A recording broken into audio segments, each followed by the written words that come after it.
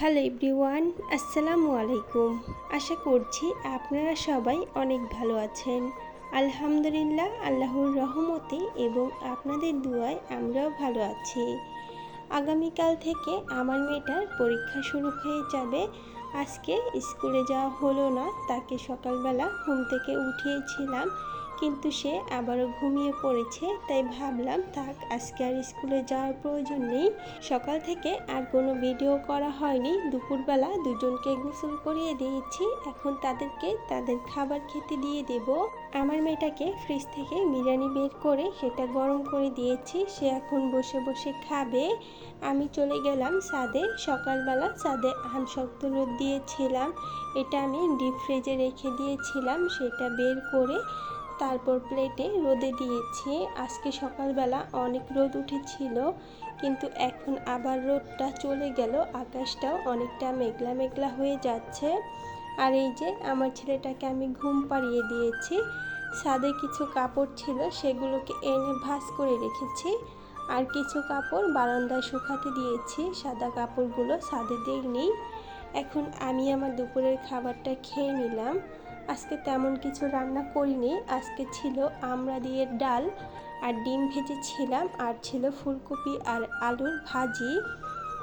খাওয়া দাওয়া শেষ করে আমার মেয়েটা চলে গিয়েছিল তার টিচারের বাসায় পড়ার জন্য, আর এখানে আমার ছেলেটা বাইরে চলে এসেছে।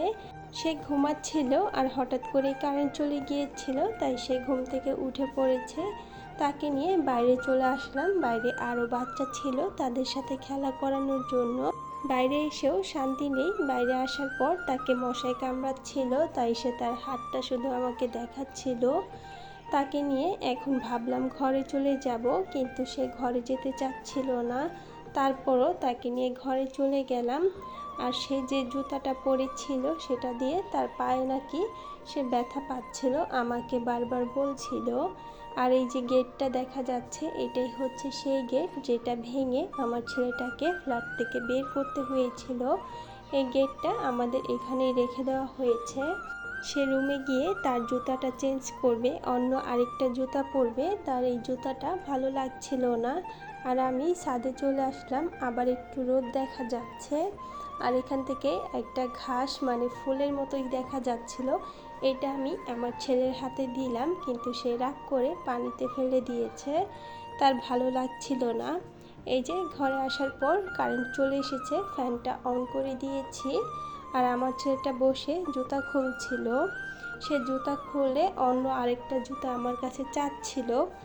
জুতাটা চেঞ্জ করার পর সে আবার বাইরে আসার জন্য কান্না করছিল, তাই তাকে নিয়ে বাইরে চলে আসলাম। আর টাকা নিয়ে এসেছিলাম, তাকে নিয়ে এখন দোকানে চলে যাব, যেহেতু বিকেলবেলা হয়ে গেছে। আর সে ঘুম থেকে উঠেছে, কিছুই খায়নি। দোকান থেকে 2টা চকলেট এনেছে, মানে 2টা ললিপপ কিনেছে। সে বলছিল একটা তার আপুর আরেকটা তার।